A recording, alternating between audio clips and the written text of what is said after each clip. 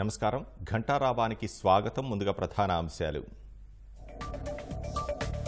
ప్రకాశం barrage వద్ద క్లిష్టతరంగా బోట్ల తొలగింపు ప్రక్రియ 6 రోజులుగా తీవ్రంగా శ్రమిస్తున్న నిపుణుల బృందం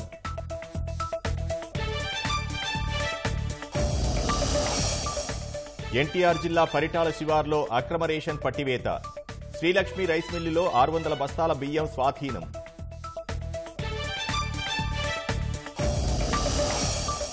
పోలవరం నిర్వాసితులకు 5 ఏళ్లు జగన్ మొండి చెయ్యి కూటమి ప్రభుత్వమైనా న్యాయం చేస్తుందని ఎదురుచూపులు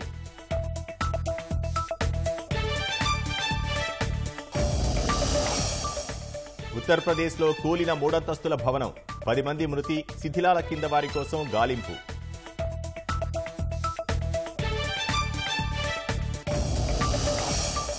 బీహార్లో జన్సురాజ్ గెలిస్తే మద్య నిషేధం ఎత్తివేస్తాం అధికారంలోకి వచ్చిన గంటలోపే హామీ అమలన్న ప్రశాంత్ కిషోర్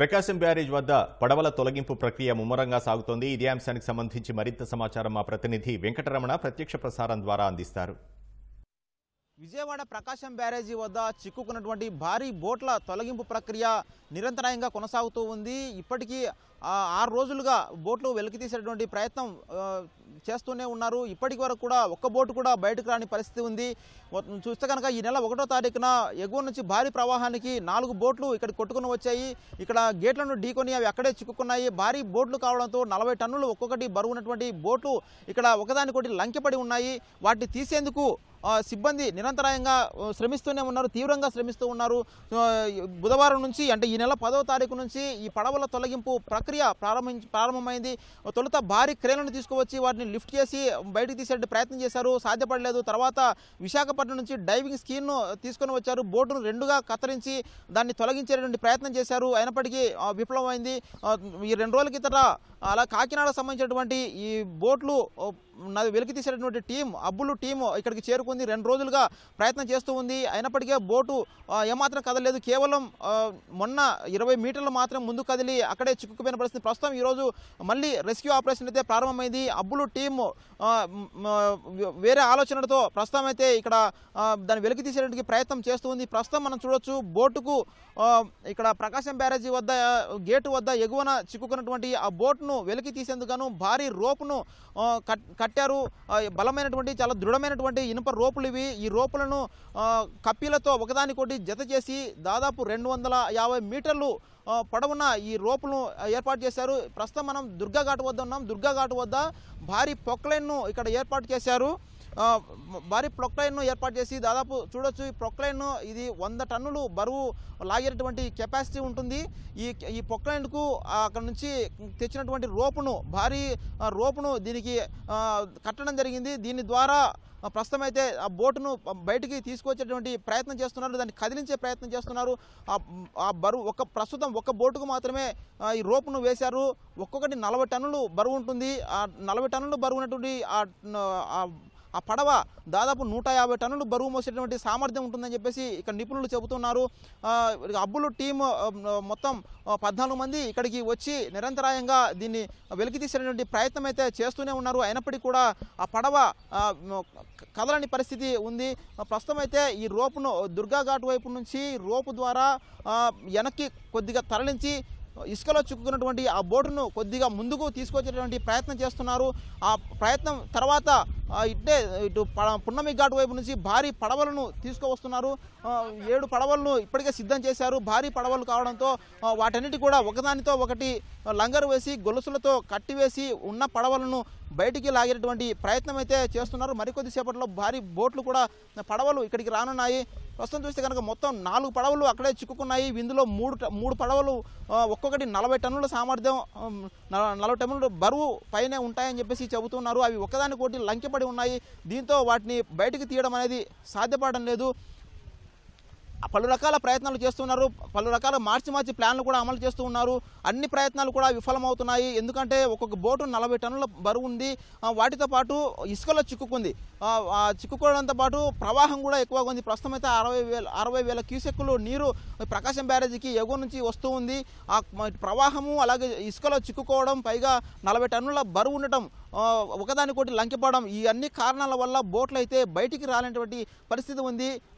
గంటల తరబడి ఈ నిపుణులు శ్రమిస్తూ ఉన్నారు, కష్టపడుతూ ఉన్నారు. డైవింగ్ టీం సభ్యులు కూడా నీళ్ళలోకి దిగి 2 రోజుల పాటు బోటును సగానికి కత్తిరించేటువంటి ప్రయత్నం చేశారు. అయినప్పటికీ కూడా దానికి సాధ్యపడడం లేదు. ఒక్కొక్క 3 లేయర్లతో బలమైనటువంటి యాంగిల్తో ఇనుప యాంగిళ్లతో కలిసి ఈ బోటు నిర్మించారు. దీనివల్ల నీటిలో దిగి ఆ బోటును 2గా కత్తిరించడం అనేది అసాధ్యం అవుతుంది. దీంతో ఆ ప్రయత్నాన్ని కూడా విరమించారు. ప్రస్తుతం అయితే బోటును బయటికి వెలికి తీయడం ఒకటే మార్గం అని చెప్పేసి నిపుణులు నిర్ణయించారు. ప్రస్తుతం అయితే అధికారులు, ఇంజనీరింగ్ అధికారులు కావచ్చు, అదేవిధంగా ఈ బ్యారేజీ సంబంధించినటువంటి అధికారులు, డ్యామ్ సేఫ్టీ అధికారులందరూ కూడా ఇక్కడే ప్రకాశం బ్యారేజీ వద్ద ఉంటూ ఈ బోటు వెలికి తీసేటువంటి ఈ కార్యక్రమాన్ని పర్యవేక్షిస్తూ ఉన్నారు. ఇక్కడ సిబ్బంది అబ్బులు టీం కాకినాడ నుంచి వచ్చిన వారు ప్రస్తుతం ప్రయత్నాలు చేస్తుండగా వారికి తగిన మార్గనిర్దేశం చేస్తూ వాళ్ళ సలహాలు ఇస్తూ ఉన్నారు. అయితే ఈ తీసేటువంటి క్రమంలో ఎట్టి పరిస్థితులను కూడా ప్రకాశం బ్యారేజీ గేట్లకు కానీ, కౌంటర్ వెయిట్లకు కానీ, అలాగే ఇక్కడ ఏ చిన్న ఇబ్బంది కలగకుండా ఉండేలా తగినంత జాగ్రత్తలు అయితే తీసుకుంటూ ఉన్నారు. ప్రస్తుతానికైతే ఒక ప్రణాళికను అమలు చేస్తూ ఉన్నారు. ఇటువైపు దుర్గా ఘాట్ వైపు ఒకవైపుగా మెల్లిగా చిక్కుకున్నటువంటి బోటును బయటకు లాగి అదే క్రమంలో ఎగువ నుంచి పున్నమి ఘాట్ వద్ద నుంచి 7 పడవలు, భారీ పడవలను తీసుకొని వచ్చి వాటిని అన్నింటినీ కూడా గొలుసులతో చిక్కుకున్నటువంటి పడవలను కట్టి ఫస్ట్ ఒక పడవను బయటికి తీసుకురావాలని నిర్ణయించారు. ఆ పడవ బయటకు వచ్చిన తర్వాత దాని కింద ఉన్నటువంటి మరో పడవను కూడా ఇదే విధానంలో బయటికి తీసుకొచ్చి ఒడ్డుకు చేర్చాలని ప్రయత్నిస్తున్నారు. మొత్తం 3 పడవలు ఉండటంతో ఈ 3 పడవలను కూడా బయటికి తీసుకురావాల్సిన పరిస్థితి ఉంది. మరోవైపు బ్యారేజీకి చూస్తే కనుక ఈ వరద ప్రవాహం అనేది అంతకందుకు పెరుగుతూ ఉంది. నిన్న 34,000 క్యూసెక్కుల నీరు బ్యారేజీకి ఉండగా ఎగువన పులిచింతల నుంచి, నాగార్జున సాగర్ నుంచి కూడా కొంత ప్రవాహం అయితే పెరుగుతూ ఉంది. ప్రస్తుతం 60,000 క్యూసెక్కులకు పైన పెరిగింది. ఈ ప్రవాహం పెరుగుతుండడంతో వీలైనంత త్వరగా బోట్లను తీసి ఎలాంటి ఇబ్బంది లేకుండా చేయాలని చెప్పేసి రాష్ట్ర ప్రభుత్వం అలాగే సీఎం చంద్రబాబు నాయుడు ప్రత్యేకించి అధికారులకు ఆదేశాలు జారీ చేశారు. ఈ పరిస్థితుల్లో వీలైనంత త్వరగా ఈ బోట్లను వెలికి తీసి ఎలాంటి ఇబ్బంది కలగకుండా చూసేలా నిపుణులు అలాగే అధికారులు అందరూ కూడా తీవ్రంగా శ్రమిస్తూ ఉన్నారు. ఇక్కడ ఉన్నటువంటి పరిస్థితి ఇది. కెమెరామెన్ కోటితగతి, వెంకటరమణ, ఓ2 స్టూడియో. ధన్యవాదాలు రమణ. ఎన్టీఆర్ జిల్లా కంచికచెర్ల మండలం పరిటాలలో రేషన్ బియ్యం అక్రమ నిల్వలను పోలీసులు పట్టుకున్నారు. గ్రామ శివారు శ్రీలక్ష్మి రైస్ మిల్లులో నిల్వ ఉన్న 600 బస్తాల రేషన్ బియ్యాన్ని స్వాధీనం చేసుకున్నారు. రేషన్ లబ్ధిదారుల నుంచి బియ్యాన్ని కొనుగోలు చేసి నిల్వ ఉంచినట్లు తెలుస్తోంది. వీటితో పాటు వరద బాధితులకు ఇచ్చిన రేషన్ బియ్యం కూడా కొనుగోలు చేసి రవాణా చేయడానికి సిద్ధంగా ఉంచారనే సమాచారంతో పోలీసులు దాడులు చేసి స్వాధీనం చేసుకున్నారు. ఒక వ్యక్తిని అదుపులోకి తీసుకున్నారు. ఈ రేషన్ బియ్యాన్ని రీసైక్లింగ్ చేసి సాంబా మసూరులో కలిపి అమ్మకాలు జరుపుతున్నట్లు పోలీసులు గుర్తించారు. జగన్ హయాంలో రాష్ట్రంలో ఒక్క వైద్య కళాశాల నిర్మాణం కూడా పూర్తి కాలేదని వైద్యారోగ్య శాఖ మంత్రి సత్యకుమార్ ధ్వజమెత్తారు. 17 వైద్య కళాశాలలు నిర్మాణంలో ఉంటే సగానికి పైగా పునాది దశలోనే ఉన్నాయన్నారు. విద్యార్థులకు కళాశాలల్లో గదుల కొరతే కాక సిబ్బంది కొరత కూడా ఉందన్నారు. నిర్మాణం పూర్తి కాకుండానే గతేడాది రాజమండ్రి వైద్య కళాశాలను ప్రారంభించారని, విద్యార్థులకు తరగతి గదులు కూడా లేవన్నారు. జగన్ సొంత నియోజకవర్గం పులివెందులలోని వైద్య కళాశాలలోనూ 48% బోధనా సిబ్బంది లేరని తెలిపారు. తరగతి గదుల కొరతను ఎలాగోలా పరిష్కరిస్తామని, విద్యార్థులకు జగన్ పాఠాలు చెబుతారా అని ప్రశ్నించారు. జగన్ లాంటి అసమర్థ వ్యక్తి ముఖ్యమంత్రి ఎలా అయ్యారో అర్థం కావడం లేదన్నారు. గుంటూరు జిల్లాలో ఆర్టీసీ బస్సు అదుపు తప్పి పంట కాల్వలోకి దూసుకువెళ్లింది. కొల్లిపర మండలం వల్లభాపురం నుంచి గుంటూరు వెళుతున్న బస్సు సాంకేతిక సమస్య తలెత్తడంతో ఈమని వద్ద అదుపు తప్పి కాల్వలోకి దూసుకువెళ్లింది. బస్సు ప్రమాదానికి గురైన సమయంలో సుమారు 25 మంది ప్రయాణికులున్నారు. డ్రైవర్ వేగాన్ని నియంత్రించడంతో కాల్వలో బోల్తా పడకుండా ఆగింది. దీంతో ప్రయాణికులంతా సురక్షితంగా బయటపడ్డారు. అనకాపల్లి జిల్లా దేవరాపల్లి మండలం సమీపంలోని సరియా జలపాతంలో పడి గల్లంతైన 2 యువకుల కోసం గాలింపు చర్యలు కొనసాగుతున్నాయి. శనివారం ఉదయం జలపాతాన్ని చూడటానికి వచ్చి ప్రమాదవశాత్తు కాలుజారి నీళ్లలో పడి యువకుడు గల్లంతయ్యాడు. యువకుడిని రక్షించబోయి నేవీ ఉద్యోగి జలపాతంలో పడ్డారు. గల్లంతైన యువకుడు సాయి కుమార్, నేవీ ఉద్యోగి బీహార్కు చెందిన దీపక్ కుమార్గా గుర్తించారు. సరియా వాటర్ ఫాల్స్ లో 2 కుర్రాళ్ళు మునిగిపోయారని చెప్పేసి మనకి ఇన్ఫర్మేషన్ వచ్చింది. అయితే అక్కడికి వెళ్ళినాక తెలిసింది ఏంటంటే శ్రీకాకుళం పైడి భీమవరం కంపెనీలో పనిచేస్తున్న 4 అబ్బాయిలు సరియా వాటర్ ఫాల్స్ కి వచ్చారు. అదేవిధంగా మన విశాఖపట్నంలో సింధియాలో నేవల్ బేస్ లో జాబ్ చేస్తున్న ఒక 7 మంది కుర్రాళ్ళు, వీళ్ళకి 7 మంది వచ్చారు. ఇంతలో పైడి భీమవరం నుండి వస్తున్న నలుగురిలో ఒక అతను వాటర్లో కొట్టుకుపోతుంటే కాపాడదామనే ఉద్దేశంతో ఈ నేవీ అబ్బాయిల్లో ఒక ఇద్దరు గమ్మున దూకి అతన్ని లాగబోయారు ఒడ్డుకి లాగబోయే సమయంలో అతను కూడా వాటర్ లాగేస్తుంటే ఇంతలో ఒడ్డునున్న మిగతా నేవీ కుర్రాళ్ళు ఒక వెదురుకారని వాళ్ళకి అందిస్తే ఆ ఇద్దరు నేవీ అబ్బాయిలు ఒక అబ్బాయి ఆ వెదురుకార పట్టుకుని ఒడ్డుకు వచ్చేసాడు. మిగతా నేవీ అబ్బాయిను ఆ పైడి భీమవరం నుండి వచ్చిన ఒక అబ్బాయి ఇద్దరు నీటిలో మునిగిపోవడం జరిగింది. వెళ్ళాము, చూసేటప్పటికి అంతా చీకటిగా ఉంది, బాడీలు కూడా తేలలేదు. ఎన్డీఆర్ఎఫ్ బృందం ఇవన్నీ వస్తున్నాయి, ఫైర్ ఇంజిన్ వాళ్ళు వచ్చారు. కర్నూలులో గణేష్ నిమజ్జనం సందర్భంగా శోభయాత్ర సాగుతోంది. మరింత సమాచారం మా ప్రతినిధి శ్యామ్ ప్రత్యక్ష ప్రసారం ద్వారా అందిస్తారు. కర్నూలు నగరంలో ఒక పండగ వాతావరణం జరుగుతోంది. ప్రస్తుతం మనం చూస్తున్నాము కర్నూలు నగరంలో వినాయక నిమజ్జనం సందర్భంగా ఏ విధంగా కోలాహలం నెలకొందో, ఏ విధంగా ఒక ఉత్సాహం, ఒక పండగ వాతావరణం నెలకొందో మనం చూడొచ్చు. రాంబోట్ల దేవాలయం నుంచి ఉదయం 9:30 గంటలకి మొదటి శోభాయాత్ర ప్రారంభమైంది. ఈ శోభాయాత్రలు ఏ విధంగా జరుగుతున్నాయో మనం చూడొచ్చు. మొత్తం పెద్ద పెద్ద వినాయకులందరినీ కూడా నిమజ్జనం చేసేందుకు మొదటి శోభాయాత్ర ఓల్డ్ సిటీలోని రాంబోట్ల దేవాలయం నుంచి ప్రారంభమైంది. ప్రస్తుతం మనతో పాటు కర్నూలు ప్రజలు ఉన్నారు. వీరందరూ కూడా ప్రతి సంవత్సరం ఎంతో భక్తి శ్రద్ధలతో ఈ కార్యక్రమాన్ని నిర్వహిస్తారు. మీరు ఈ కార్యక్రమాన్ని ఏ విధంగా నిర్వహిస్తున్నారు? జై గణేశ. బ్రహ్మాండంగా కర్నూలు ప్రజలు కులాలకు అతీతంగా 1980 నుంచి స్టార్ట్ చేసి దాదాపుగా 44 సంవత్సరాలు అయింది. కర్నూలులో 44 సంవత్సరాల నుంచి చాలా భారీగా జరుగుతుంది ఈ కార్యక్రమం. హైదరాబాద్ తర్వాత ఒక్క కర్నూలులో మాత్రమే ఇంత భారీగా జరుగుతుంది. ప్రజలు కూడా సంవత్సరం పిల్లోడి నుంచి 100 సంవత్సరాల వరకు కూడా అందరూ వచ్చి ఆడ మగ పిల్ల పాప అందరూ వచ్చి చాలా గ్రాండ్గా చేసుకుంటున్నారు. కర్నూలులో ఈ పండుగ జరిగినట్ల ఏ పండుగ జరగదు. కర్నూలు ప్రజలందరూ కూడా అందరూ సమబాధ్యతగా వాళ్ళు మసీదుల కాడ మనోళ్ళు ఇక్కడ ఉన్నా కూడా ఎక్కడ ఏ ఇబ్బందులు జరగకుండా వాళ్ళు కూడా మాకు సహకరిస్తున్నారు. మీరు చాలా బాగా చేసుకుంటున్నారు, మాకు సంతోషమని. వాళ్ళ పండుగలు కూడా మేము కర్నూలులో అట్లే చేస్తున్నాము. ఎవరికి కర్నూలులో కుల మతాల భేదాలు లేకుండా జరిగే పండుగ గణేష్ పండుగ. ఇది ఆశామాష కాదు. 44 సంవత్సరాల నుంచి జరుగుతుందంటే ఈరోజు కొన్ని లక్షల జనాభా ఇక్కడ కొన్ని కోట్ల రూపాయలు ఖర్చు పెట్టి జనాలు భారీ విగ్రహాలు తెచ్చి డబ్బులకు ఇబ్బంది పడకుండా తలాకింత ఇంటింటికింత చందాలు వేసుకొని పెద్ద నాయకులు కూడా వాళ్ళు విగ్రహాలు ఇచ్చి కర్నూలులో చాలా సంబరాలు జరుపుకుంటున్నారు. ఈ సంబరాలు జరుపుకోవడం అంటే ఆశామాష కాదు, చాలా ధనంతో కూడిన పని. తర్వాత ఈ పిల్లలు కూడా ఎక్కడ ఇబ్బంది పడకుండా ఏ విగ్రహం కాడ వాళ్ళు ఎవరికి వాళ్ళ ఈ పిల్లలకి కానీ ఆడవాళ్ళకి కానీ ఇబ్బంది పడకుండా వాళ్ళు కాపలా ఉంటున్నారు. దయచేసి కర్నూలులో చాలా సంతోషం జరగడం. మీరు పాల్గొనడం మీకు ఎట్లా అనిపిస్తుంది? ఈ కార్యక్రమాల్లో మీరు పాల్గొంటున్నారు కదా, ఎట్లా అనిపిస్తుంది? చాలా సంతోషం అండి. కర్నూలులో పండుగ ఎంత హ్యాపీ అంటే ఇది మళ్ళా వచ్చే సంవత్సరం వరకు ఈ ఉత్సవాన్ని అదే పనిగా మనసులో పెట్టుకొని 4 నెలల నుంచి మళ్ళీ 6 నెలలకు వస్తుంది, సంవత్సరానికి వస్తుంది అని చెప్పేసి చాలా సంతోషపడుతున్నారు జనాలు కర్నూలులో. మహిళా భక్తులు ఉన్నారు. మేడం మీరు రండి, మీరు ఎట్లా జరుపుకుంటున్నారు? ఈ కార్యక్రమంలో పాల్గొనడం మీకు ఎట్లా అనిపిస్తుంది? హిందూ సంస్కృతి సంప్రదాయాలను ప్రతిబింబించేటివి ముఖ్యమైనవి పండుగలు. ఈ పండుగలు ఎవరికి వాళ్ళు జరుపుకోవచ్చు, సంఘటితంగా జరుపుకోవచ్చు. కానీ అందరూ కలిసికట్టుగా జరుపుకోవడం వల్ల ఒక సంఘటిత శక్తి అనేది ఏర్పడుతుంది. ఈ శక్తి సమాజానికి చాలా ముఖ్యం ప్రస్తుత పరిస్థితిలో. ఈ ఆలోచనను ముందుగానే గ్రహించి స్వతంత్ర పూర్వమే బాలగంగాధర్ తిలక్ 18వ శతాబ్దంలో ఈ వినాయక చవితి ఉత్సవాలను ప్రారంభించారు. ఆ ఉత్సవాల ముఖ్య ఉద్దేశం ఏమంటే నిద్రాణితమైనటువంటి భారతీయులను నిద్రలేపి సంఘటిత శక్తిగా ఒకే తాటి మీద నిలబడాలనే ఉద్దేశంతో ఆ రోజు ఈయనను ప్రారంభించారు. అప్పటి నుంచి ఇప్పటి వరకు నిరంతరంగా ఈ వినాయక చవితి ఉత్సవాలు భారతదేశం మొత్తం జరుగుతున్నాయి. కాకపోతే ఉమ్మడి ఆంధ్రప్రదేశ్ రాష్ట్రాలలో మొట్టమొదటి స్థానం హైదరాబాద్ అయితే 2వ స్థానం కర్నూలుకే వస్తుంది. ఎన్నో ధార్మిక సంస్థలు, రాష్ట్రీయ స్వయం సేవక్ సంఘ్, రాష్ట్ర సేవికా సమితి, బీజేపీ, విశ్వ హిందూ పరిషత్ ఇలాంటి సంస్థలన్నీ కూడా 2-3 నెలల ముందునే చాలా ప్రణాళికాబద్ధంగా ఆలోచించి ఈ కార్యక్రమాన్ని ఎన్నో సంవత్సరాలుగా దిగ్విజయంగా జరుపుతున్నారు.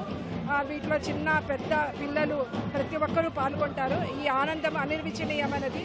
ప్రతి సంవత్సరం కూడా ఈ వినాయక చవితి కోసం మేము ఎదురు చూస్తూ ఉంటాం. ప్రధానంగా మహిళలు ఎక్కువ పాల్గొంటున్నారు. మహిళలు పాల్గొనడానికి కారణం ఏంటి? మహిళలే ఎక్కువ ఉత్సాహంగా దీంట్లో పాల్గొంటున్నారు. అంటే మహిళలు కూడా సమాజంలో ఒక భాగం కాబట్టి ఆ సంఘటిత శక్తి పురుషుల్లోనే కాదు మహిళల్లోనే వస్తే పూర్తి సమాజంలో మార్పు అని వస్తుంది. కాబట్టి ఇది అత్యంత ముఖ్యమైనటువంటి ఒక వేదిక, మహిళలు కూడా తమ శక్తిని నిరూపించుకోవడానికి. ప్రధానంగా ఓల్డ్ సిటీలో ముస్లిమ్స్ ఎక్కువగా ఉంటారు, ముస్లిమ్స్ కూడా ఇందులో పాల్గొంటున్నారు. కుల మతాలకు అతీతంగా ఈ కార్యక్రమాన్ని జరుపుకుంటున్నారు. ఎట్లా అనిపిస్తుంది? చాలా సంతోషదాయకంగా ఉందండి. ఇది సమాజానికి ఒక మంచి మార్పును కూడా కలిగిస్తుందని నేను ఆశిస్తున్నాను. సార్ మీరు చెప్పండి, మీరు ఎంతో కాలంగా ఈ కార్యక్రమాల్లో పాల్గొంటున్నారు, మీకు ఎట్లా అనిపిస్తుంది? జై బోలో గణేష్ మహారాజ్ కి జై.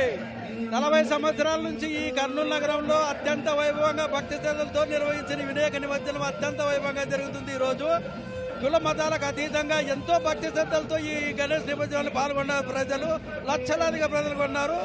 ముందు ఉమ్మడి ఆంధ్రప్రదేశ్లో హైదరాబాద్ నంబర్ 1 ఉండేది. ఇప్పుడు కర్నూలు, ఆంధ్రప్రదేశ్ విడిపోయినాక కర్నూలు నంబర్ 1. ప్రజలంతో భక్తితో జరుపుకుంటున్నారు. ఈ సందర్భంగా అందరికీ గణేష్ నిమజ్జనంలో పాల్గొన్న ప్రతి ఒక్క భక్తునికి హృదయపూర్వక ధన్యవాదాలు చెప్తున్నాము. 9 రోజులు ఎంతో భక్తి శ్రద్ధలతో వినాయకుని పూజిస్తారు. 9వ రోజు నిమజ్జనం చేస్తారు. ఈ నిమజ్జన కార్యక్రమం మొత్తం 4 శోభాయాత్రలు జరుగుతుంది. మొత్తం కేసీ కెనాల్లో నిమజ్జనం చేస్తున్నారు. అక్కడ కూడా ప్రత్యేక కార్యక్రమాలు ఏర్పాటు చేస్తున్నారు. ఇవన్నీ చూస్తుంటే ఎంతో కన్నుల పండుగ అనిపిస్తుంది. ఎట్లా అనిపిస్తుంది మీకు? చాలా సంతోషంగా ఉంది. అసలు ఇది ఎక్కడ జరగదు. ఫస్ట్ హైదరాబాదు, తర్వాత ఆంధ్రప్రదేశ్, కర్నూలే. ఇంత వైభవంగా జరిగేది ఎక్కడ చూసిండరు. ప్రజలందరూ ఈ టీవీ ద్వారా చూసి ఆనందించాలని కోరుకుంటున్నాను. ఇక్కడ ఎక్కడా కూడా ఇంతకాలంగా నిర్వహిస్తున్నా కూడా ఎక్కడా గొడవలు జరగకుండా, హిందూ ముస్లిం అన్న లేకుండా అన్ని మతాలు కలిసిమెలిసి మీరందరూ కూడా ఈ పండుగ నిర్వహిస్తున్నారు. మీరందరూ కూడా బాయి అని మీరు అందరూ చేసుకుంటున్నారు. ఎట్లా అనిపిస్తుంది? చాలా సంతోషం. ఇక్కడ ముస్లిమ్స్, క్రిస్టియన్స్, హిందువులు అందరూ ఐకమత్యంగా ఉన్నారు అనే దానికి ఇది ఒక నిదర్శనము. ప్రతి ఒక్కరు గమనించాలి, చూడాలి. ప్రతి ఒక్కరు పాల్గొంటున్నారు. అందరికీ ధన్యవాదాలు. అన్ని కుల మతాల వాళ్ళకి ధన్యవాదాలు. ఈ వినాయక చవితి నిమజ్జన సందర్భంగా మనం చూడొచ్చు, ఎంతో భక్తి శ్రద్ధలతో ఎంతో ఘనంగా ఈ కార్యక్రమాన్ని మీరు నిర్వహిస్తున్నారు కదా. ఇది ఇట్లనే కంటిన్యూ అవుతుందా? ఈ తరాలు 100% ఖచ్చితంగా తరతరాలు నడుస్తుంది. ఇది ఇప్పటికీ కర్నూలులో 40 సంవత్సరాల నుంచి నడుస్తుంది. ఇంకా ఎన్ని తరాలైనా నడుస్తుంది ఇదే విధంగా అని కోరుకుంటున్నాం. Thank you sir, thank you very much. మనం చూడొచ్చు వినాయకులు, చాలా రకరకాల వినాయకులు. మొత్తం శివలింగం ఆకారంలో ఉన్న వినాయకుడు ఏ విధంగా మనకు వెళ్తున్నాడో మనం చూడొచ్చు. అదేవిధంగా బొజ్జ గణపయ్య, చిన్న గణపయ్య మొత్తం మనం చూడొచ్చు. అందరూ కూడా మహిళలు, చిన్నారులే ఉన్నారు. మొత్తం అందరూ కూడా ప్రతి వీధిలోనూ వినాయకుని ఏర్పాటు చేస్తారు. ప్రతి వీధిలోనూ ప్రత్యేక పూజలు నిర్వహిస్తారు.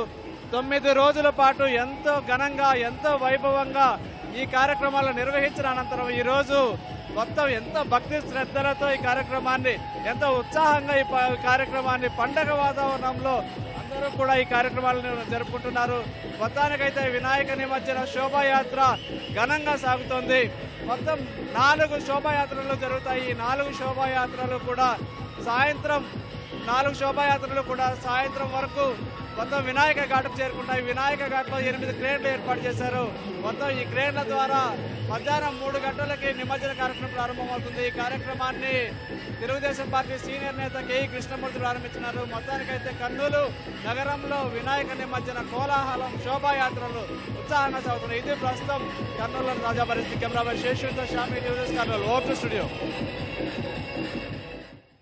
ధన్యవాదాలు శ్యామ్.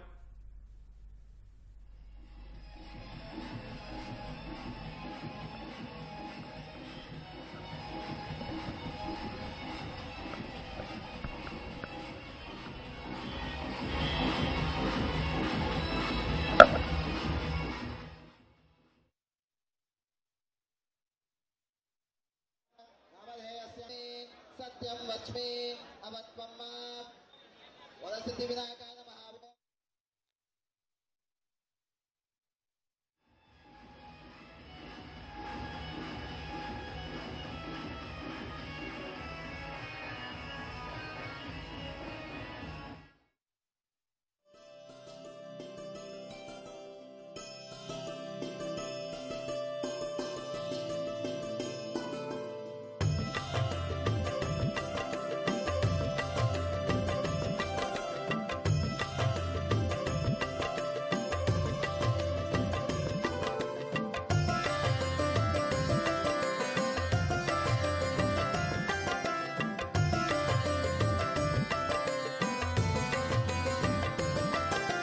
జయ జయ సిద్ధి వినాయక సర్వాభీష్టప్రదాయక జయ జయ సిద్ధి వినాయక మంగళం శుభదాయక సర్వసిద్ధాంతకారీ విద్యావారధి సర్వసిద్ధాంతకారీ విద్యావారధి వరప్రదా వక్రతుండ మమ్ముల కానరా వరప్రదా. రాష్ట్రానికి జీవనాడైన పోలవరం ప్రాజెక్టు కోసం సర్వం త్యాగం చేసిన నిర్వాసితుల్ని నాటి వైకాపా ప్రభుత్వం దుర్భర స్థితిలోకి నెట్టింది. ఇదిగో పరిహారం అంటూ బలవంతంగా పునరావాస కాలనీకి తరలించేసింది. 2 ఏళ్లైనా పరిహారం లేదు. పునరావాస కాలనీల్లో కనీస వసతులు లేవు. కూటమి ప్రభుత్వం అయినా న్యాయం చేయకపోతుందా అని నిర్వాసితులు కొండంత ఆశతో ఎదురుచూస్తున్నారు.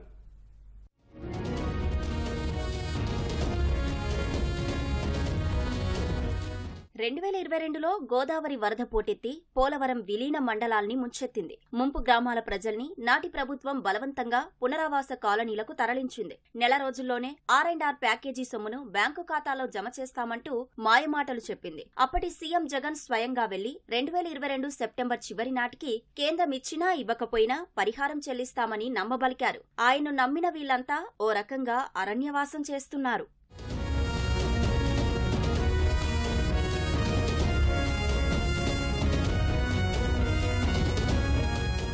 ఏలూరు జిల్లా జంగారెడ్డిగూడెం పరిధిలోని చల్లావారిగూడెం పునరావాస కాలనీలో ప్రస్తుత పరిస్థితి ఇది. జిల్లాలో ఇదే అతిపెద్ద పునరావాస కాలనీ. దాదాపు 3,500 మందికి ఇక్కడ ఇల్లు కేటాయించారు. వేలేరుపాడు, కుక్కునూరు మండలాలకు చెందిన నిర్వాసితుల్ని ఇక్కడకు అప్పట్లో బలవంతంగా తరలించారు. కనీస సౌకర్యాలు కల్పించకుండా గాలి కొదిలేశారు. 1-2 రోడ్లు మినహా అన్నీ మట్టి రోడ్లే. అవి వర్షాలకు కోతకు గురైనా మరమ్మతు చేయించలేదు. నిర్వహణ లేక కాలనీ మొత్తం పిచ్చి మొక్కలతో నిండిపోయింది. రవాణా సౌకర్యం లేదు. ఏ అవసరం వచ్చినా జంగారెడ్డిగూడెం వెళ్లాలి. బస్సులు లేకపోవడంతో ఆటోలకే 200 నుంచి 300 వరకు ఖర్చు చేయాల్సి వస్తోంది. జగన్ గారి ప్రభుత్వంలో మీరు ఇక్కడ నుంచి తరలి వెళ్లిన 1 నెలలోనే మీకు అమౌంట్ ఇస్తా అన్నారు. R&R ప్యాకేజ్ కానీ, హౌస్ స్ట్రక్చర్స్ కానీ పూర్తి సంపూర్ణమైన ప్యాకేజ్ ఇస్తా అన్నారు.